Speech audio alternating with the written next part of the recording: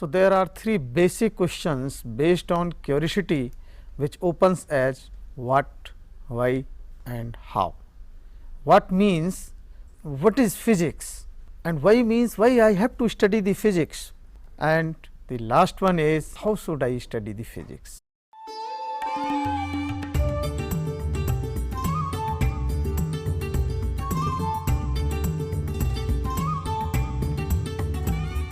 Today the topic of discussion is physical world. When we talk about physical world, our meaning is the physics related to the nature and to understand the phenomena of physics in nature. So, there are three basic questions based on curiosity which opens as what, why and how. What means what is physics, and why means why I have to study the physics, and the last one is how should I study the physics. So, when we talk about the physics, we must know that physics means nature. Thus, it is a natural science that involves the study of matter and its motion through space, time along with the related concepts such as energy and force.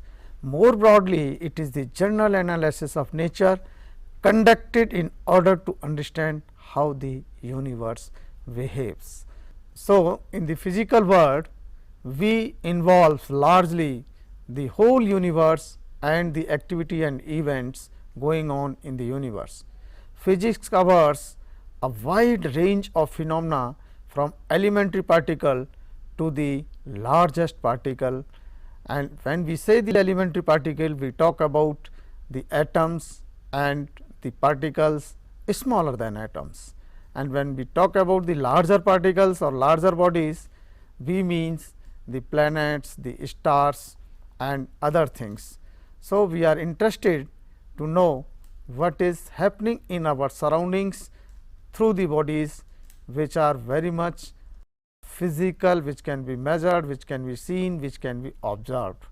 Now, let us have a look about the bodies which are in our surrounding and directly affecting us.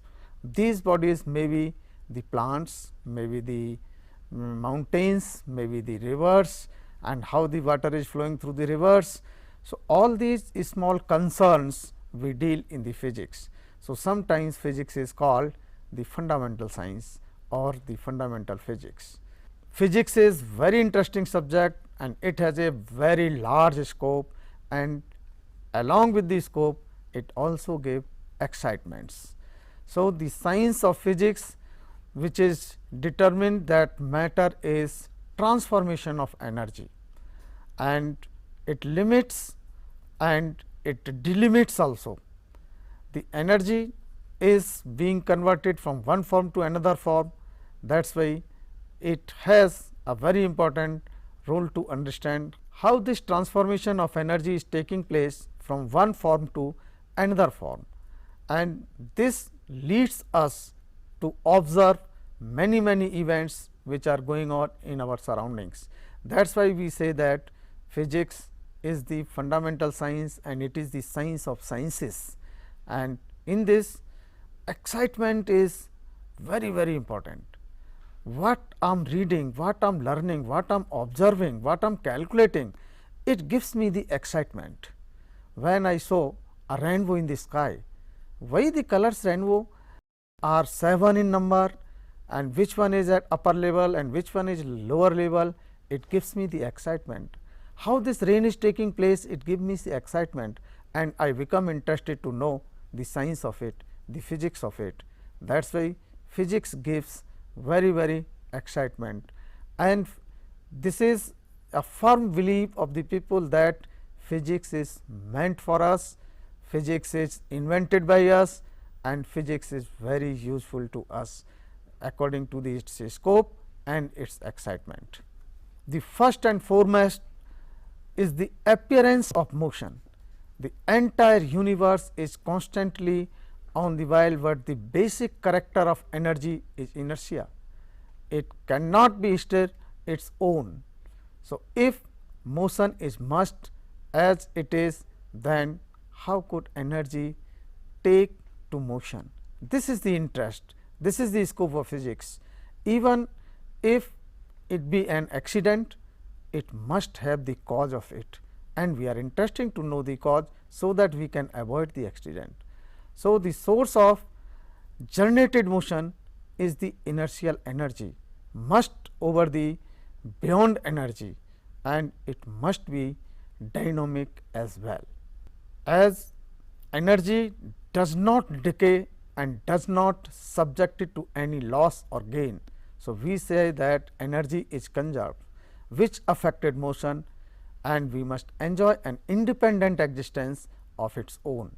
And there are two types of domain which are the interest of physics, that is microscopic and macroscopic. In macroscopic domain, we study the phenomena involving objects of finite size, or you can say that terrestrial size or the astronomical scales, and this model is known as the classical physics. In microscopic, we learn about some very small particles like elementary particles, theory of relativity, atoms, nuclei, and other particles. In classical physics, as we see that it is developed in the up to the year of 1900. It includes the study of mechanics, gravitation, heat, sound, light, electricity, magnetism. But when we talk about microscopic, we study the quantum physics, theory of relativity, and there is one important things, that learning without thought is labor lost. This is the soul of the physics.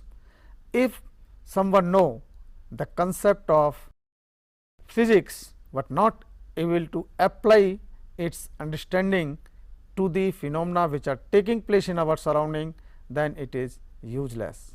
So, we have to study the physics, we have to understand the physics, and we have to apply the physics in our day to day life. Then only the physics will become very interesting, and we can understand its scope, and it will give the excitement, and it will be very useful in every walk of life. Physics is the most basic in all of the sciences, and it has played a vital role in the development of all other sciences. It involves the concept of, suppose we are going to have excitement and we are going to determine something on the basis of knowledge.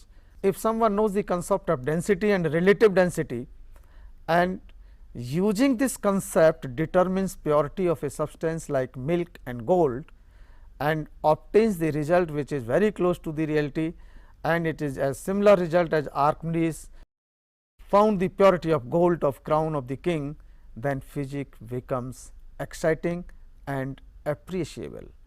If we know how a spring works, and we can use this spring as a shock observer, as a equilibrium setup, then we say that we have studied the physics. And just memorizing the physics or just memorizing the science does not make our study useful.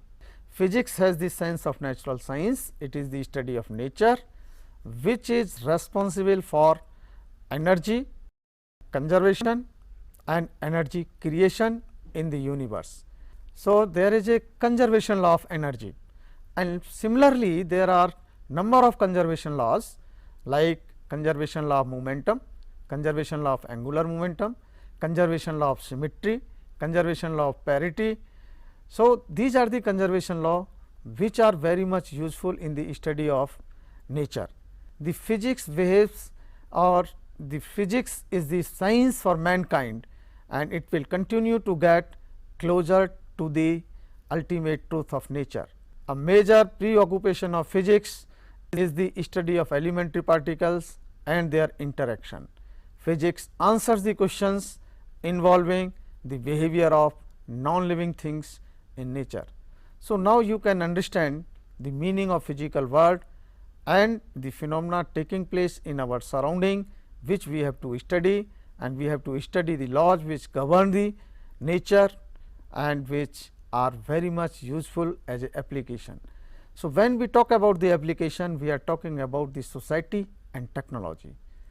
So, we have created the society where technology is very much useful, and sometimes technology becomes the requirement, and sometimes study becomes the requirement to understand the technology. So, when something is invented in the society, and that is the useful for the society, that is why physics has a great relation with the society and with the technology. Technology is meant for society and society is meant for technology. So, they are very close to each other. So, we must know that in the physical world what is our role, how, what is physics and what is the science which we have to study, and why I have to study, it is very important, and how we have to study is again an important task, which physics makes very easier, very simple. Now, we can say that society is more science oriented and developed scientific attitude about most of the day to day activities. Now, we can understand our surroundings, we can use our surroundings and we can interact with the surroundings. So, this is the main theme of physical world. So, in physical world we have learned about the surroundings, that is nature, and this nature is extended to the universe. Similarly, we have talked about some laws which are the laws of conservation, and as you know that no change is possible without the cause, and this cause may be the force. So, in next part of the discussion we will talk about the fundamental forces which exist in nature.